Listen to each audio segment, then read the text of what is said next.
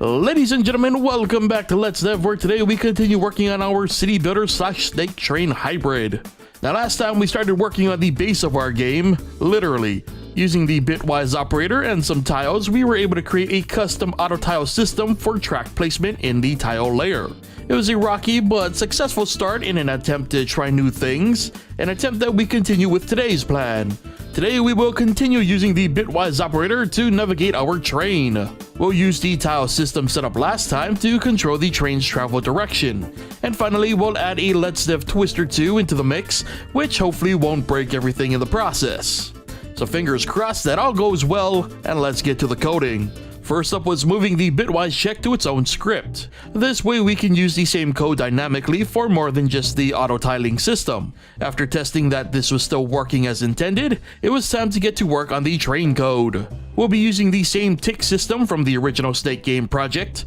When the ticker reaches the max number, which is currently 60 frames, it initiates all the code for that tick and resets the timer. In this case, moving the train, which was handled by taking the cell currently occupied by the train and using a switch to determine the outcome. Next was tying each switch case to the corresponding tiles, and cases were bundled by their behaviors. For example, dead-end tiles will have no effect and straight lines would continue moving the train in its current direction. For the corner tiles, the new direction for the train would be determined by its current direction. So for example, a left turn could either result in the train moving left or down, depending on the direction upon entering the cell.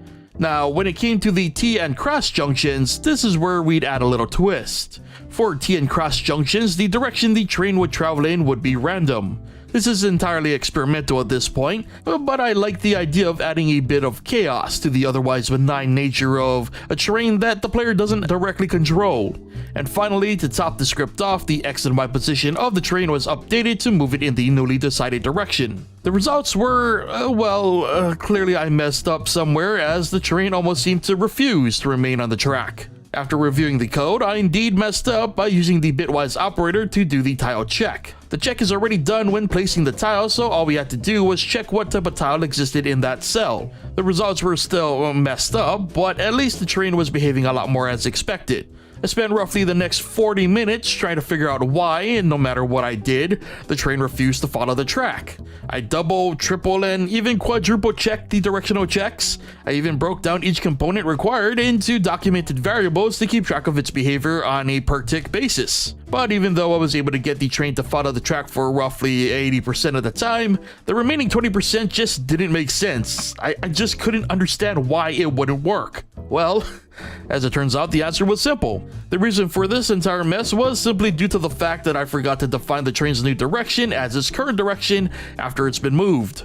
40 minutes wasted because of a ridiculously obvious oversight. One that really had me questioning my sanity there. So now that our train was finally working properly, we had to go back to the movement code for some refinement. A new script would be needed so that we could not only randomize the train's direction of T and cross junctions, but also make sure the train didn't do a 180 and immediately go back the way it came.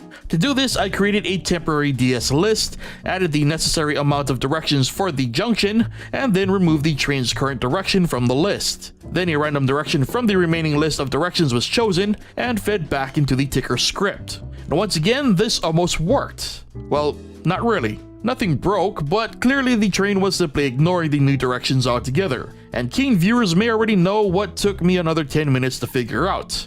I forgot to pass the results as the new direction variable to feed back to the train. Indeed, my attention to detail this session was really bad. But alas, with the issue fixed, our train was now working exactly as it should have. However, there is still one thing left to fix. Our current randomized code for the T-junctions doesn't remove the final remaining direction the train shouldn't be able to travel in. But at this point, I'd spent way more time than expected getting to this point, so it'll have to wait until next time. Which brings us to the end of today's episode of Let's Dev. So leave a like if you enjoyed the episode, subscribe and turn on notifications if you haven't already, and leave your thoughts on our progress in the comments. Thank you so much for watching, and I'll see you guys next time.